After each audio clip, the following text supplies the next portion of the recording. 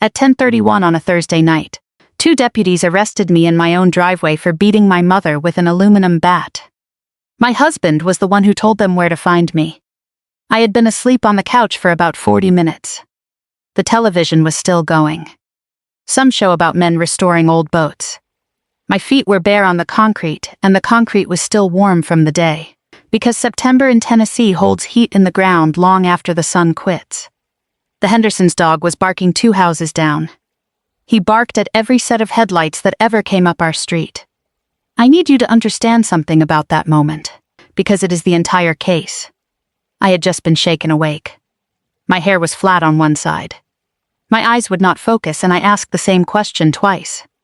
A woman who has just been woken up looks exactly like a woman who has just come out of something.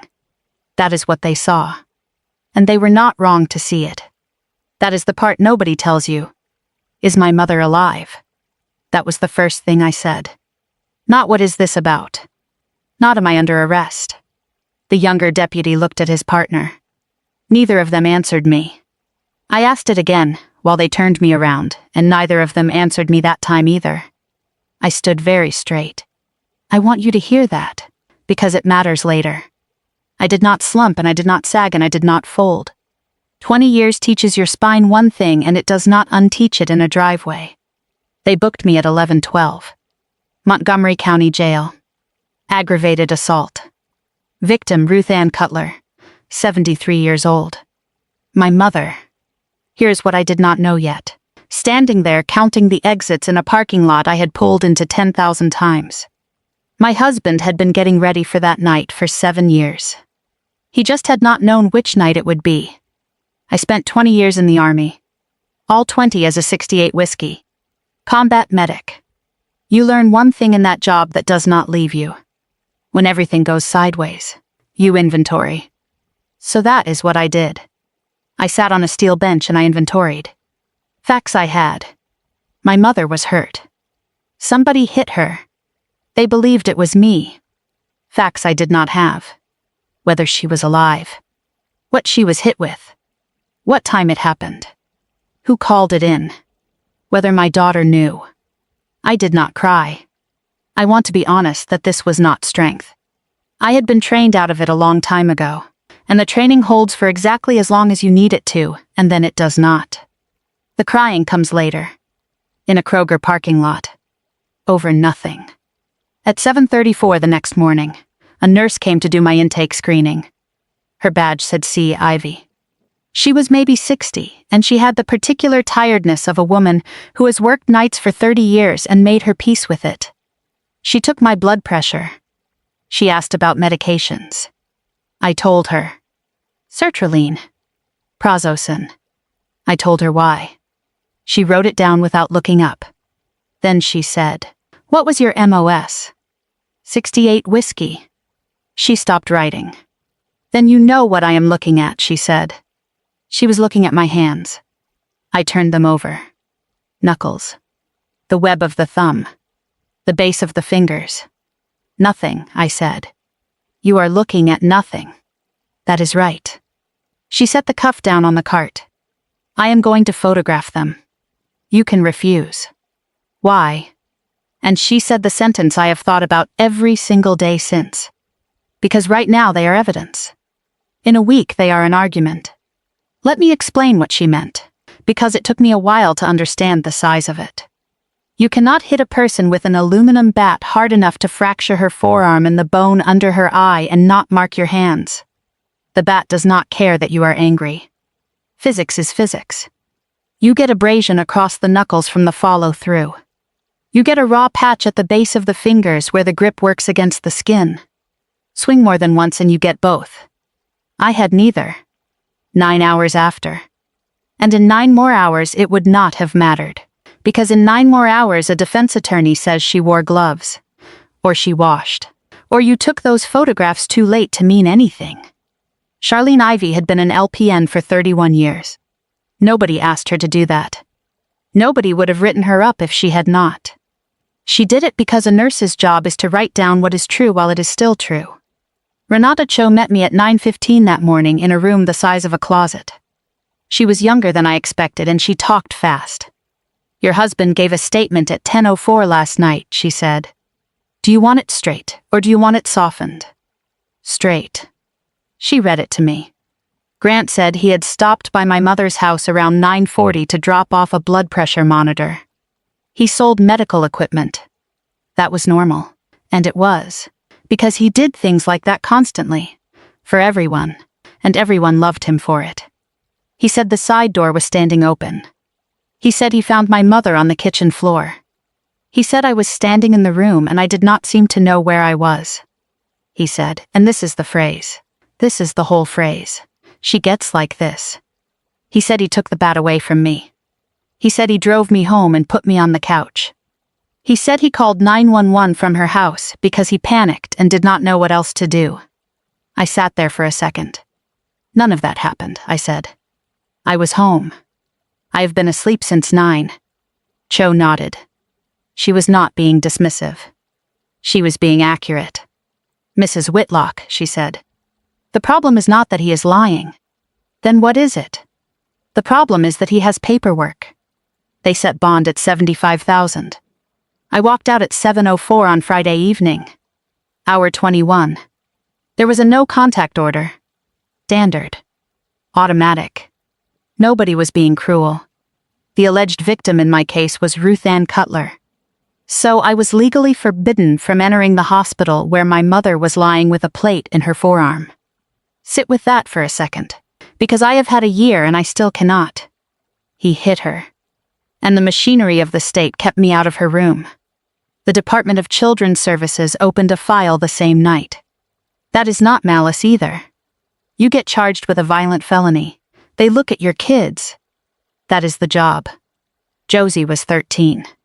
Josie stayed with her father, because her father had not been charged with anything. 21 hours. In 21 hours I lost my mother, my daughter, my name, and my standing as a person who could be believed about her own whereabouts. I met Grant in 2011 at a 4th of July thing in Sango. He was the guy at the grill. He is always the guy at the grill. He sold durable medical equipment. Hospital beds, lift chairs, wheelchairs, shower benches. His territory was Montgomery and Christian counties, which meant he was inside old people's houses every working day of his life. And he was good at it. I do not mean good at selling. I mean good at it. He knew the names of the nurses at 3 different care homes and which ones had grandkids and how old. He would carry a bed frame up a flight of stairs on a Saturday, for free, for a woman who was not even his customer anymore. He re-roofed my mother's back porch the year after we married. Took 4 days off work. Would not let her pay for the shingles. He never hired anybody. Not once in 15 years. Plumber, electrician, anything. He would look at it and say the same 4 words every time. Let me handle it. And in 2019 he put a security system in her house. A gift. He installed it himself. Door sensors. A keypad by the side entrance. A little hub in the hall closet. For your peace of mind. Ruth Ann, he said. My mother made him register it in her name. She said it exactly like this. It is my house. He laughed and did it. I thought that was funny at the time. I thought she was being stubborn about nothing. I set up my mother's first email address in 2011. At her kitchen table, on a Dell she bought at a Staples that is not there anymore. She did not have a cell phone then. So when it asked for a recovery number, I put in mine. Then we went and got lunch. I want to be clear about something, because I know how all of this sounds from the outside. I was not blind. I was not naive. He was a good man for a long stretch of years, and then he was a man who did a thing. And there was a period in the middle where I could not have told you which one I was married to. And there is one more thing about me you need to have before any of the rest of it makes sense. And I am going to say it fast and then I am going to move on, because I have never once said it slow. There is a citation in my file. It is 9 years old. I stayed on a landing zone I was supposed to leave. 9 people got out. 3 did not. Nobody in my family knows that. Not my mother. Not my daughter. Not my husband. Grant told people, for 7 years, in a soft voice, with real affection, that his wife was a woman who could not quite hack it. 46 and still in nursing school. Bless her heart. I let him. I let him because correcting it would have meant saying the 3 names out loud, and I have never been able to do that, and a person who cannot say 3 names will let you say almost anything about her instead. That is the mask. Nobody made me wear it.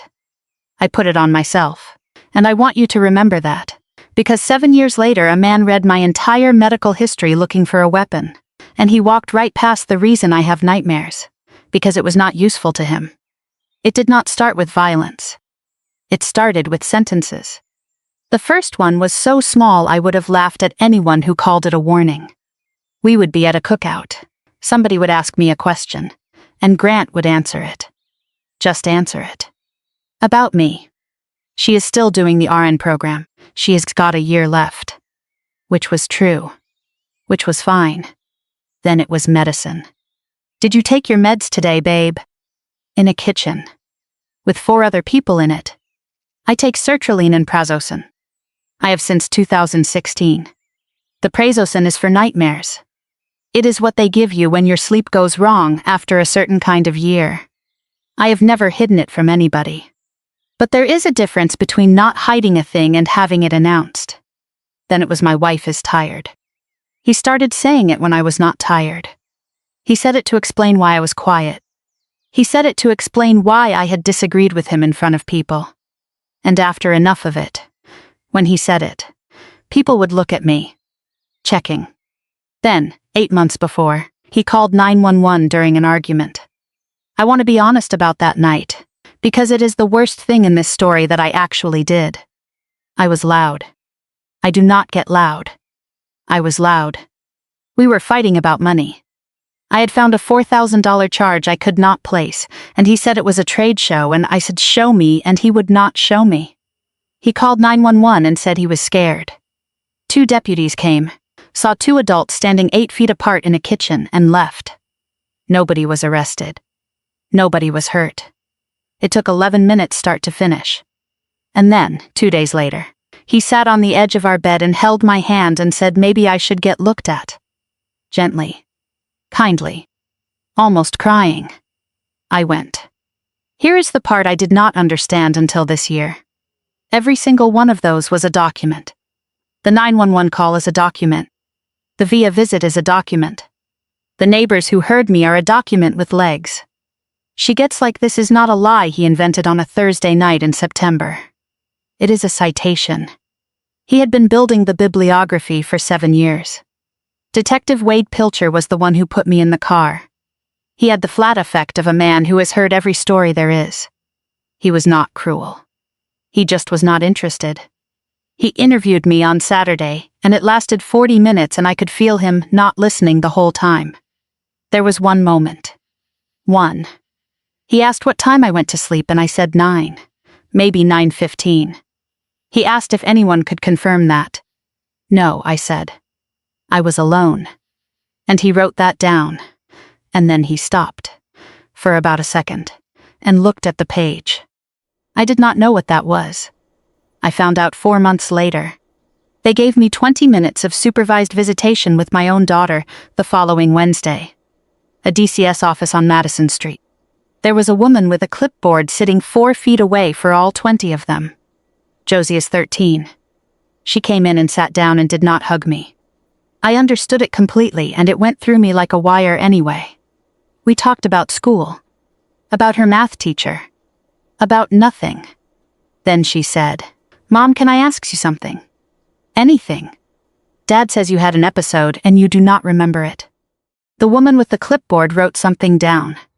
"Okay," I said. Josie went quiet. She was working something out. I could see her doing it. She does it with her jaw.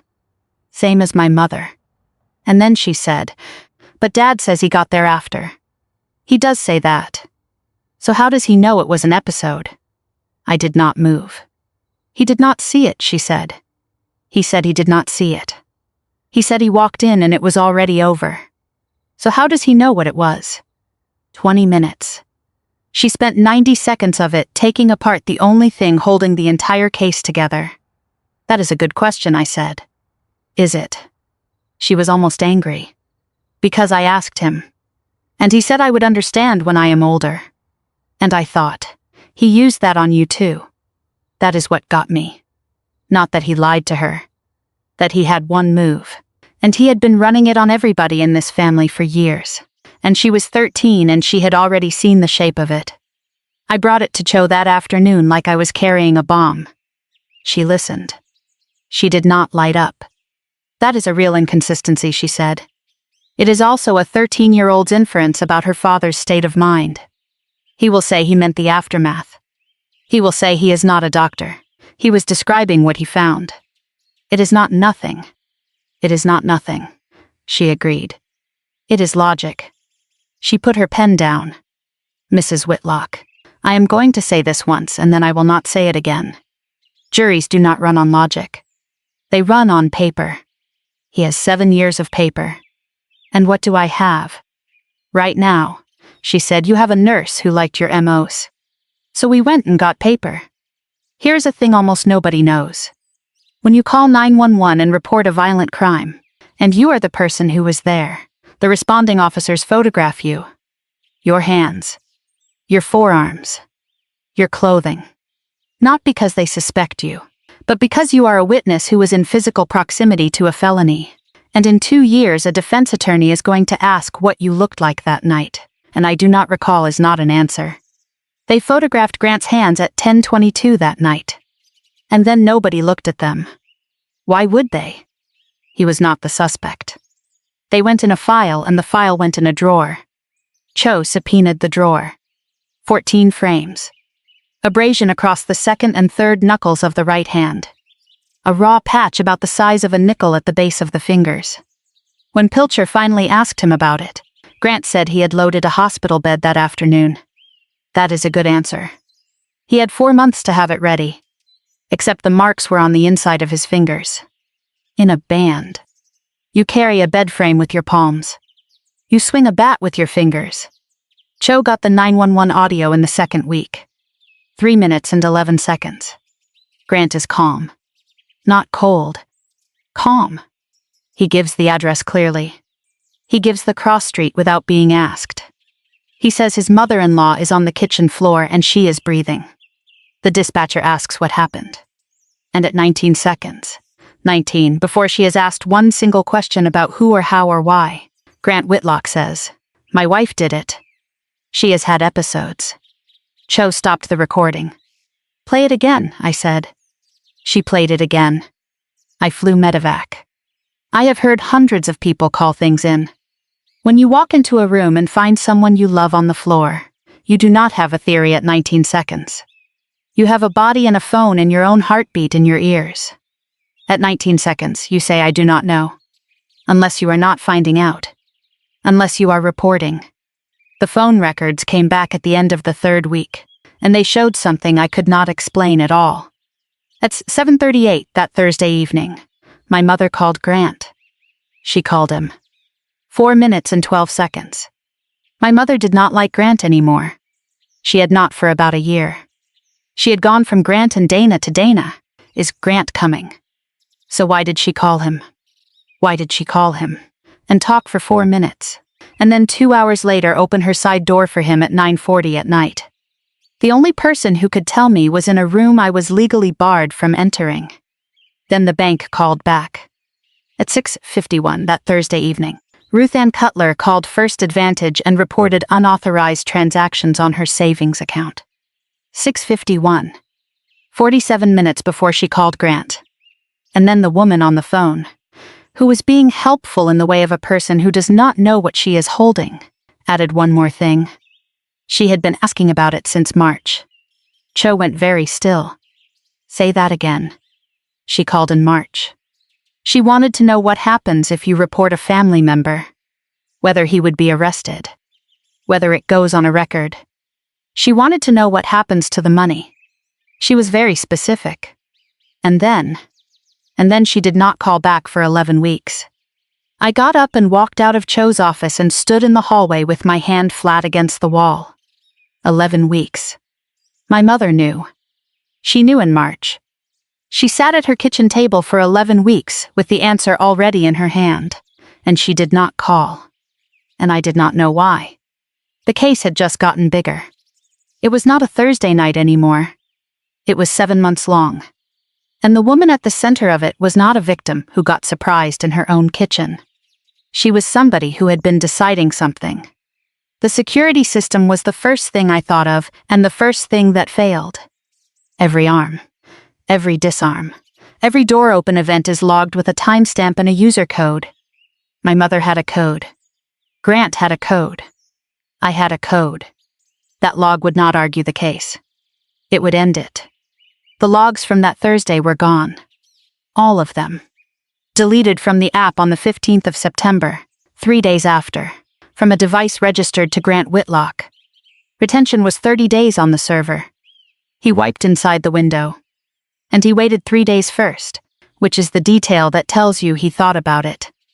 I said there had to be a backup. Cho said there was not. She had asked twice. That was the Kroger parking lot. That was the night I sat in my truck for 40 minutes and cried about something that had nothing to do with any of it, which was that I had bought the wrong bread. Out of habit. The kind he liked. For a house I did not live in anymore, for people who were not there.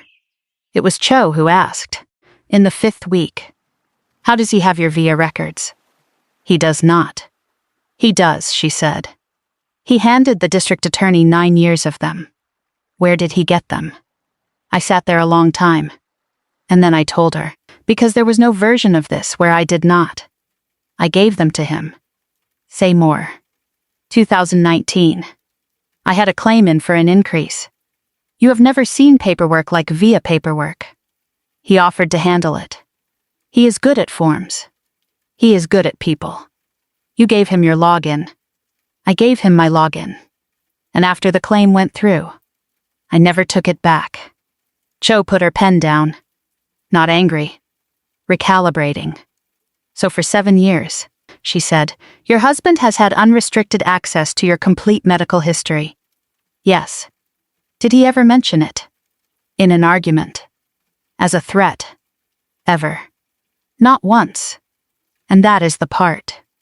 Not that he had it. That he had it for 7 years and never once mentioned it. You do not stay quiet about a weapon for 7 years unless you are saving it. Then it got worse. And I want to be precise about how much worse. On the 9th of October, the district attorney filed a motion to revoke my bond. Attached 11 pages of my medical file. Highlighted. Somebody had gone through my history with a yellow marker and pulled the good parts. The centerpiece was a note dated the 14th of January, 2 days after that 911 call. A VIA clinician had written, patient presented agitated, reported marital conflict, declined voluntary admission. Declined voluntary admission. Grant drove me to that appointment. Grant sat in the waiting room and held my coat. Grant is the one who said, gently, kindly, almost crying, that maybe I should get looked at. He built that sentence. He built it 8 months in advance, and he did not know what he would use it for yet, and that is somehow the worst part. He was not planning a Thursday night in September. He was just keeping his exits clear. The hearing was set for Tuesday. If they revoked, I would sit until trial. 8 months. Maybe 14. And DCS had already filed to suspend visitation. Cho told me on a Thursday afternoon. I had 4 days, and 11 pages of my own life on a table, and the only thing I could think was that he had read all of it, and I had never once caught him at it. Cho's forensic accountant finished that same week. 14 months. 41 transfers. $141,600. It was not sophisticated. It did not have to be. He was her tech help. He had set up her online banking in 2019. Same year as the keypad. Same year as my login. It was a good year for Grant. And then Cho asked the question I had not thought to ask, which was where did it go? Because here is the thing about a man who steals $141,000. He is supposed to have something. A boat. A woman. A hole. Grant had a truck with 90,000 miles on it and a closet full of the same 4 shirts. The accountant put the transfers on the left and Grant's delivery log on the right. 41 transfers. 41 deliveries he did not bill for. Every one of them inside 48 hours of each other. He was buying his own inventory. He was paying for the chairs and the beds and the shower benches himself, out of her savings account, and then carrying them up the stairs on a Saturday and telling an 80-year-old woman not to worry about it. Insurance covered it. Happy to do it. His numbers were the best in the region for 2 straight years. He bought them. Grant did not steal to get rich. He stole to stay beloved. He used to be generous with his own money, back when he had some, and then he ran out. And rather than become a man who says no, he became a man who says let me handle it and then quietly took it out of my mother's account on a Tuesday. He could not afford to keep being the person everyone thought he was. So he charged it to her. Here's what I finally understood, and it took me until November. Grant did not plan to hurt my mother. He planned an exit. That is different. And it is worse. A man who plans to hurt somebody has one bad idea on one bad day. A man who spends 7 years quietly making sure that if he is ever caught, the only person who could testify against him is a woman nobody will believe. That man made 1,000 small decisions on 1,000 ordinary days. And every single one of them looked like kindness. He did not build a trap. He built insurance. And on a Thursday in September, my mother sat him down at her kitchen table and told him she had called the bank. And he had to make a claim. I did the matching myself after. I did not trust it until I had done it with my own hands. I sat at my kitchen table at 2 a.m, because 2 a.m. is when I do things now. 41 transfers on the left. His delivery log on the right. Date against date. Down the page. One at a time. He sat at a screen at 11:52 at night and erased. I sat at a screen at 2 a.m. and counted. That is the entire difference between me and my husband, and it took a felony charge and 14 months for anybody to find it. Pilcher called me on a Sunday. Detectives do not do that. He met me at a Waffle House on Wilma Rudolph and he did not order anything. Which is how I knew. 19 years, he said. I have arrested a lot of people in a lot of driveways. He turned his coffee cup a quarter turn. Nobody has ever asked me if their mother was alive before they asked me what they were charged with. I wrote that down that night. It is in my notes. And I did not do one thing with it, because it did not fit. And when a thing does not fit, you put it in a drawer and you close the drawer. Why are you telling me this? Because I opened the drawer. He took me to my mother's house on a Tuesday. He could do that. The order covered her, not the address, and the scene had been released weeks before. Somebody had cleaned the kitchen. One of the church women, probably. There were still marks on the floor by the table leg where something had been scrubbed at and not quite gotten. I made myself look at it like a scene instead of like my mother's kitchen. It took about a minute. Her canning jars were out on the counter. September. She would have been doing tomatoes. And by the side door, on the wall, was the keypad. White plastic. 4 inches square. A little green light. I had walked past that thing 100 times. The logs were gone. Fine. Accept it. But the account was not the logs. The account was a thing that had to be gotten into. And you do not get into an account by knowing the password. You get into it by knowing the password, or by being able to reset it. I stood in my mother's kitchen and I said out loud, to nobody, whose phone does the code go to? Because Grant put that system in her name. She made him. It is my house. Which meant the account was Ruth Ann Cutler's. Which meant the recovery contact was whatever Ruth Ann Cutler had typed into a field, one time a long time ago. Before any of this existed. And I had sat at her kitchen table in 2011 and set up her first email address on a Dell she bought at a Staples that is not there anymore. And she did not have a cell phone. So I put in mine. And then we went and got lunch. I did the reset in Pilcher's car in her driveway. It took 90 seconds. The code came to my phone, the same number I have had since 2009. And I was inside my mother's email for the first time in 15 years. 4,000 messages. Coupons. Church newsletters. a forward from a cousin about a recipe. And on the 15th of September at 11:52 at night, an automated message from the security company. Your account password was changed. My mother was in surgery at 11:52 at night on the 12th of September. Not the 15th. But on the 15th, at that hour, my mother was in a rehab bed with a plate in her arm and a concussion, asleep 3 days out from anesthesia, and she had never in her life sent an email after 9. She did not change her password. And underneath that email was one more. Sent 9 minutes later. And that one is the one that finished him. Your account has been closed. As required, we have attached an export of your data. Because that is what those companies do. When you delete an account, they hand you your data on the way out the door. It is a consumer protection requirement. It is in the terms of service. Nobody reads the terms of service. Grant Whitlock deleted the logs. And the act of deleting them mailed a copy to the one address he could not reach. He could not reach it because a woman who is now 73 made him put her name on it. In her kitchen. 7 years ago. For no reason at all except that it was her house. The revocation hearing was that Tuesday. It lasted 11 minutes and I have thought about every one of them. I counted the exits when I walked in. 2. I always do that. I have done it in every room I have entered since I was 26 years old. Cho did not argue. She slid one page across the table and asked for a moment. 11 pages had come in a binder. This was one sheet, and it made a sound going across the wood. That small dry scrape. I have heard it in every waiting room I have ever sat in. He read it standing up. Then he read it again. Nobody said anything for long enough that I could hear the radiator, and a chair somewhere behind me, and a phone buzzing face down in somebody's pocket that they did not answer. It is a spreadsheet. It is the least dramatic document you will ever see in your life.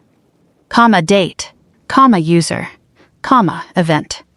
The 12th of September. 8:15 in the evening. Disarm. User, Grant. 8:15. He told 911 he arrived at 9:40. And then nothing. Not a door. Not a rearm. Not an exit. Not one event for 1 hour and 48 minutes. 10:03 in the evening. Door open. No user. That is EMS. They do not have codes. Grant Whitlock was inside my mother's house for 1 hour and 48 minutes before another human being came through that door. He said 3 minutes. The assistant district attorney asked for a recess. When he came back, he did not sit down right away. There is one more line in that file, Cho said. And it is a line that is not there. User Dana. Never used. Not that night. Not that month. Not that year. He sat down. I turned and looked at the chair where my husband was not sitting. A revocation hearing does not require the man who filed the report. He was somewhere in Christian County that morning, carrying something up a flight of stairs for a woman who loved him for it. That is the only reaction I ever got out of him. An empty chair and a spreadsheet. And then Cho did the thing I did not know she was going to do. And I want to be clear that she did not ask me first. Because if she had asked me first, I would have said no. Your Honor, she said. Opposing counsel entered 11 pages of my client's medical file. The file is 406 pages. I would like page 109 entered into the record. The judge said, Counselor, is this necessary? Cho said, the state has represented to this court that my client is a danger. The state has represented that based on a document it did not read. I would like the state to read it. And the judge gave the assistant district attorney the page. He was maybe 35. He had a gray suit and he had filed the motion and he had highlighted my life with a yellow marker. And now he was holding page 109 and he did not want it. He read it out loud because he had to. It was a citation. It is 9 years old. It is 4 sentences long and I have never read it and I still have not. It says what I did. It says where. It says how long. It says how many. And when he got to the part about the 3, his voice did a thing, and he stopped, and he started that sentence over. Nobody stood up. Nobody saluted. This is not that kind of room, and I am not that kind of person, and I want you to understand that nothing happened." The judge looked at the page for a while. Then he set it down. Grant handed to the state 9 years of my medical file to prove I was unstable. It has 406 pages in it. He read 11. He had that file for 7 years, and he never once found out why I do not sleep, because the reason was not useful to him, and a man looking for a weapon only reads the words that are already sharp. The state withdrew its motion. There was no speech. Nobody's voice broke except his. Once, and he was on the other side. I walked out into a parking lot in November and put both hands flat on the hood of my truck. People think the big moments are loud. They are not. They are a man in a gray suit reading a page he did not want to read. Nobody comes back all at once. They come back one at a time, and they each do it in their own worst way, and you have to stand there for every one of them. Josie came back first, in a car in a Sonic parking lot, in December. She did not apologize. She was 13. She said, "I told him you did not do it. I told him in October. He said I would understand when I am older, and I said I already understand, and he went in the other room." She was looking out the windshield the whole time. Then she said, "Mom, I was still scared of you." Both things. At the same time. "Is that allowed?" I said yes. I said that is the most honest thing anybody has said to me in 4 months. 5 weeks after the hearing, the state entered what is called a nolle prosequi on my case. That is the Latin for "we are not going to pursue this." It is not the same as innocent. I have made my peace with that, and it took about a year. Pilcher came back in March, with a grand jury. They arrested Grant on the 19th of March, a Thursday afternoon, in the parking lot of a care facility in Hopkinsville, between appointments. There was a lift chair in the back of his truck. He was going to install it for a woman named Dolores, who was 81, and had been waiting 3 weeks for it. He had paid for it himself. $940, because her insurance denied it, and he never told her that. He just told her it was covered. The $940 came out of my mother's savings account. Transfer number 39. The 14th of August. He broke one old woman's arm to keep buying chairs for the other ones. Somebody else installed it. I looked it up. I do not know why I looked it up. That is the part I cannot get past. He was not a monster in a parking lot. He was a guy with a lift chair in his truck who was going to make an old woman's life easier that afternoon. And he had also, 6 months earlier, broken a different old woman's arm and told the police it was her daughter. Both of those were him. Neither one was the act. And I never got a trial. 3 days before jury selection, Grant pled. Aggravated assault. Theft over $60,000. Filing a false report. 11 years. Tennessee Department of Correction. He will serve about 7. Restitution, $141,600. They have recovered $31,000 of it. The rest of it is in shower benches and lift chairs in 11 counties, in the houses of people who are still writing to him. There is no jury. There is no gallery. There is no moment where 12 strangers turn their heads and look at him. He did not get a jury. He got a Tuesday and a form. His lawyer read the terms. He said, "Yes, Your Honor," 4 times. The whole thing took 19 minutes, and I have sat through oil changes that took longer. And standing in the back of that room, I understood the only thing about this I am completely sure of. He pled because of a spreadsheet. Not because of me. Not because of a speech. Not because anybody got him on a stand and broke him. He pled because there existed, on a server in a building he had never been to, a file that said 815, "Disarm Grant."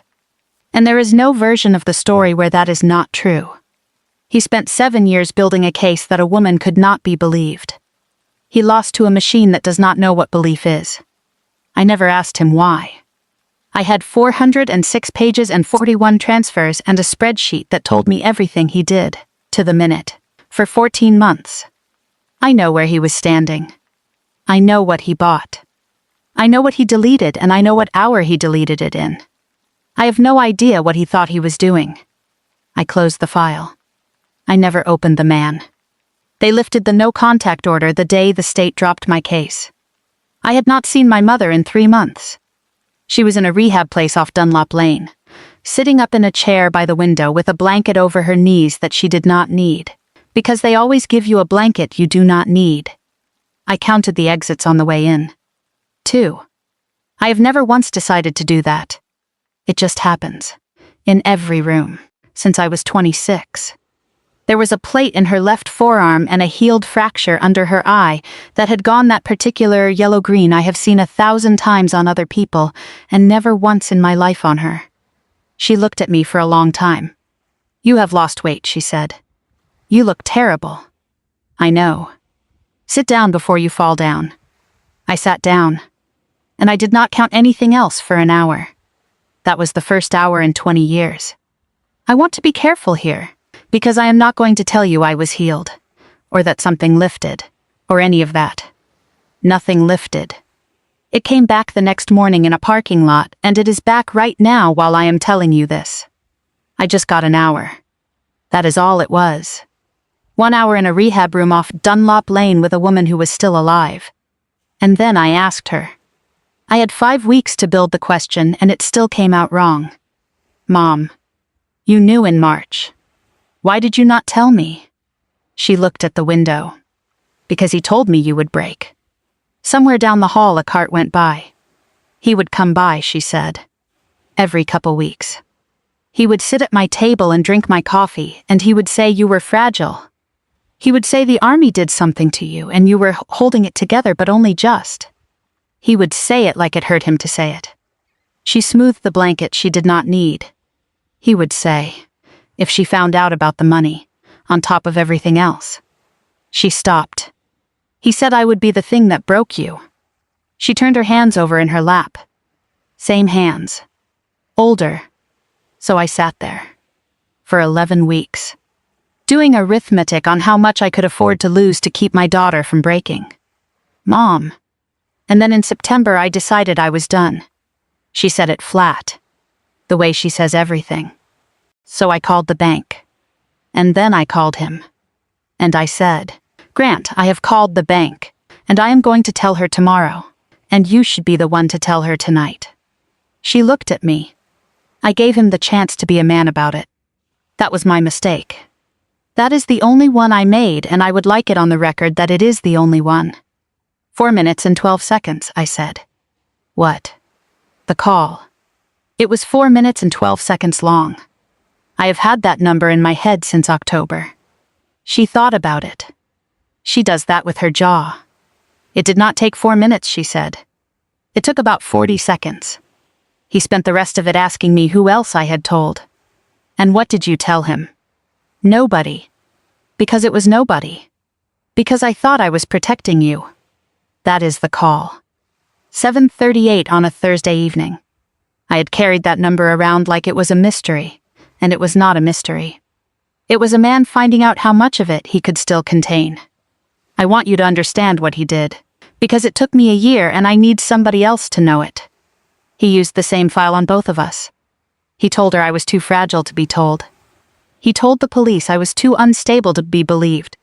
It was one sentence. He just aimed at 2 directions. And it worked on her for 11 weeks. Not because she was gullible. Not because she was old. Not because she was confused. It worked because she loved me. That is the thing I will still be angry about after I have stopped being angry about all the rest of it. He did not just steal her money. He used her love for me as the lock on the door.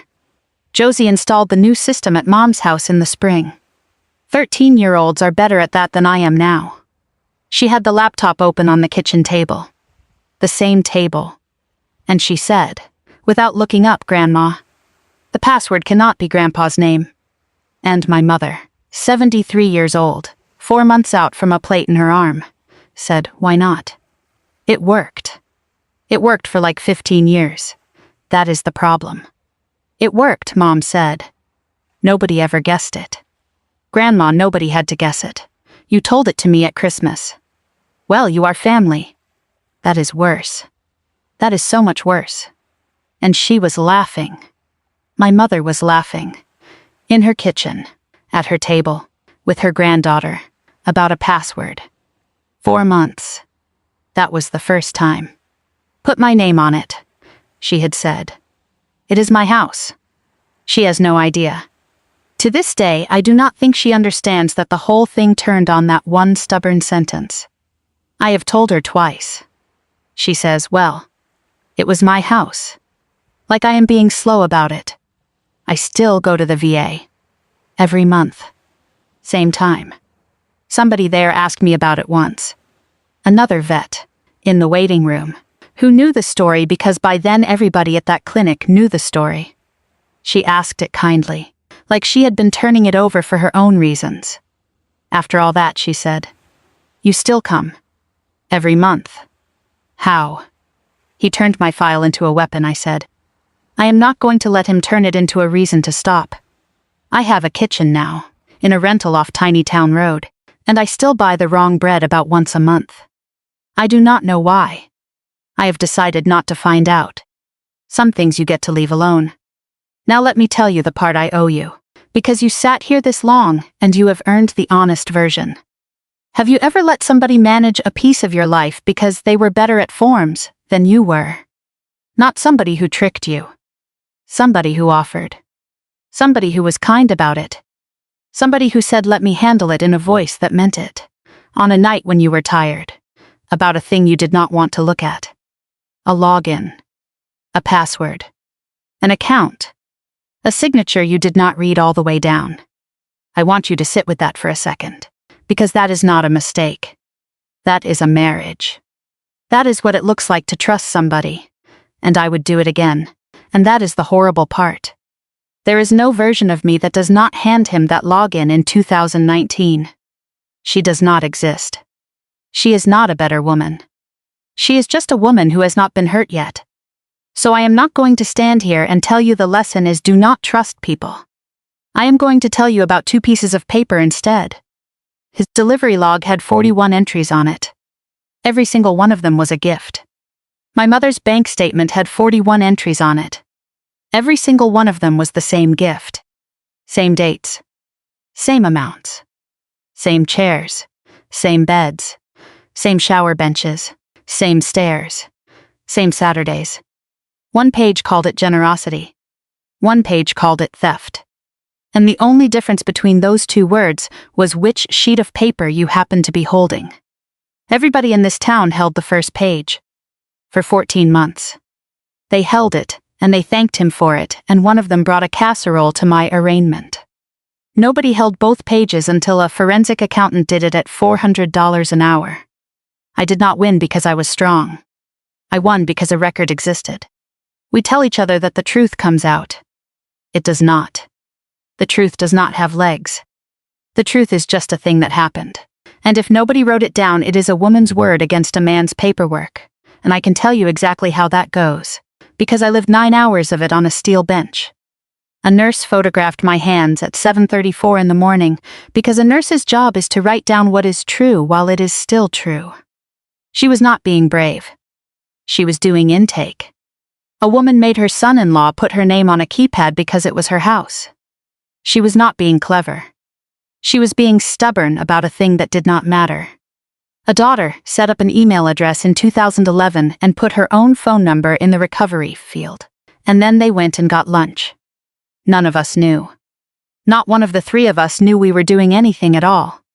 And 7 years of a careful man's planning came apart on a Tuesday morning in 11 minutes, without anybody raising their voice, because 3 women at 3 kitchen tables, across 15 years, happened to write something down.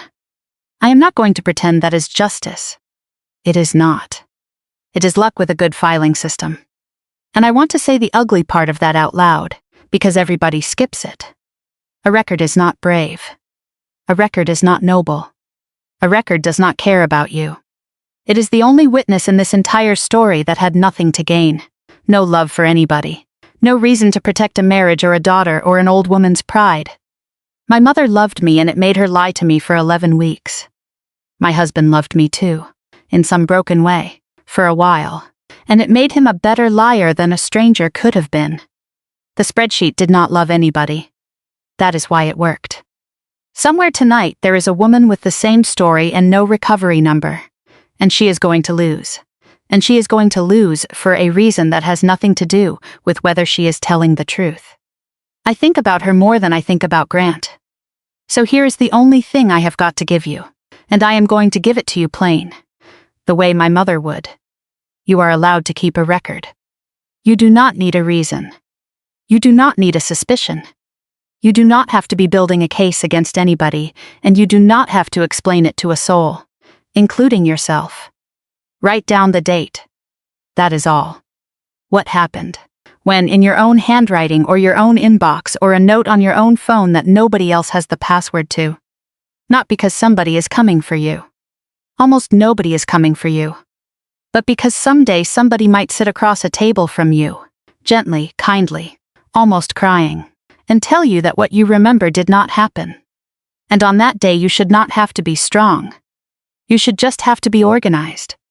Thank you for staying with me all the way to the end of this one. It took me a long time before I could tell it straight through without stopping, and I am aware I still stop. Have you ever had somebody who loved you decide, on your behalf, that you were too fragile to be told the truth? Have you ever let somebody handle a part of your life because they were better at it, and then found out later what handling it meant? And have you ever had to prove something about yourself that should not have needed proving? Tell me in the comments. Type the word record if you have ever wished you had one. If this one landed, hit like and subscribe, and turn the notifications on so you do not miss the next one. Take care of yourself out there. And take care of the people who kept your record for you when you could not.